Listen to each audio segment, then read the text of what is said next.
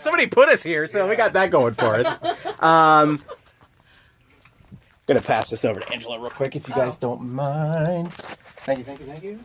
All right, so we mentioned you had a late night last night in Indianapolis for Clash of Champions. Yes. You feeling all right after tangling with Chris Jericho? Yeah, I feel a little beat up, and obviously it would have been nicer to have won the match. But, well, you just can't win them all. And if you're going to lose to anyone, I guess, a legend, like a legend in his own right, Chris Jericho is not the worst person to lose to. But, Monday Night Raw tonight, so dust yourself off, pick yourself up, and move on to whatever's next. And again, I don't know what that might be, so we'll find out. Working with a guy like Jericho, who you guys have kind of brought this to TV with your guys' rivalry, is that you grew up watching Chris Jericho, right? What's that like to tangle with somebody that you grew up watching?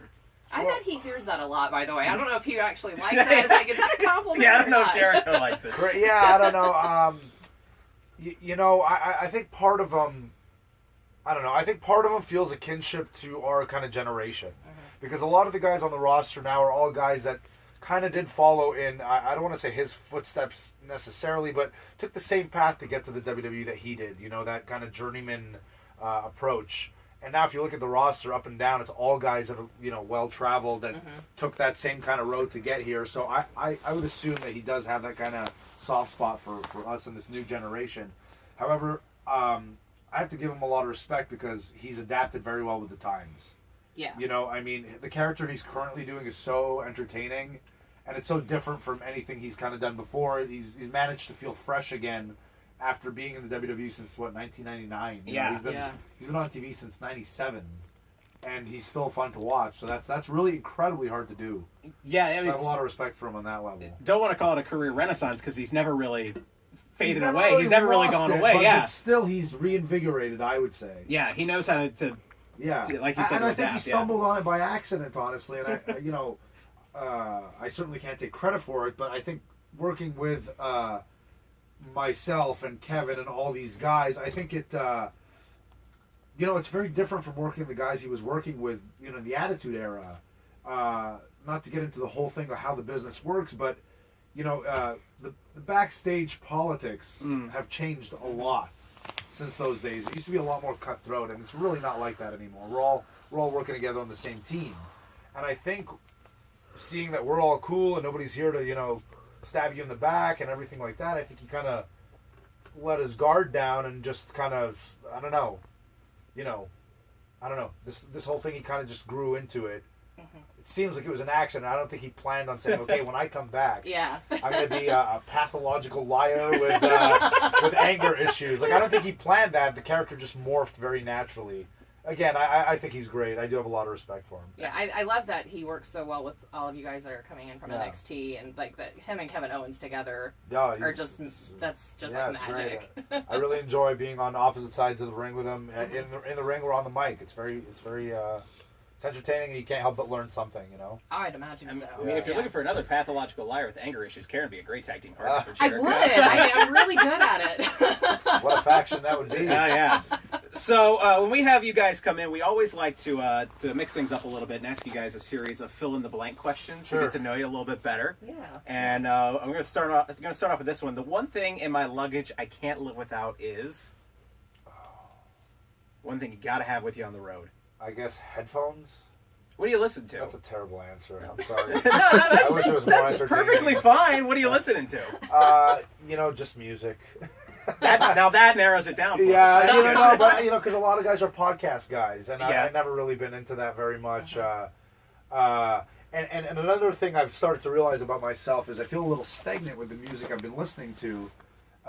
It's almost like just comfort music so I can fall asleep on the planes. I'm not like exploring. You would think with all this time I could explore all this new music, but I just choose to okay, let's listen to this. You just fall back on what you always listen to. Bob Dylan, Blood on the Tracks, so I can fall asleep, and that's it. That'll do it. I do that.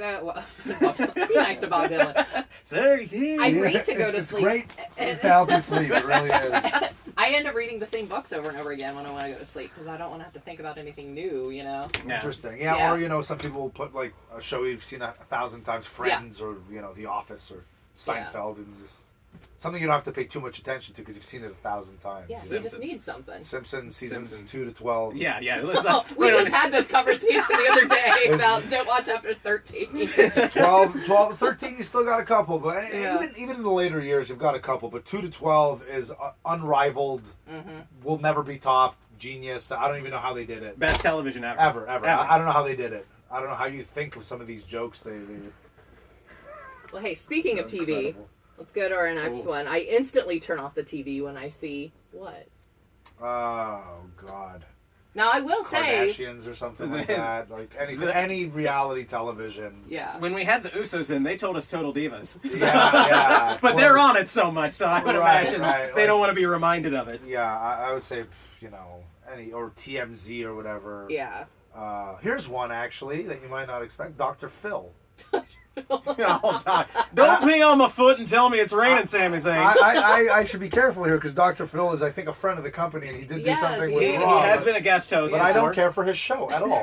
That's okay. It actually kind of offends me. I'll go that far. I'm offended by his show. I don't think I've ever seen it, actually. Like, I don't think I've actually watched it. I watched an episode, and I felt like, okay, these people are hurting, and he's here to help. Yeah. And the whole show goes on, and the show is just... he's basically just stacking everything that's wrong with them.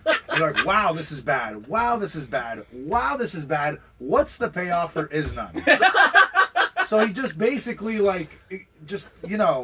airs out these, I don't know, it feels like he's exploiting these people. All this dirty laundry. Sorry, Dr. Phil. With no fix. No fix. Yeah. The end fix is, all right, we've arranged to pay for you to get help. Would you be willing to do it? No. Yeah. Are you sure? Okay, maybe. That's how the show ends. Now stay tuned for the feud. An hour of that for that payoff. I want to see people get better. I don't want to... Oh, God, anyways. Or at least get worse. I mean, that would at least be entertaining. At least make you feel better about yourself, I guess. Coming up next, the most annoying thing my travel partner does is... Yeah, who do you travel with? I guess it rotates a little bit, but I'd say Big Cass is one of my constants.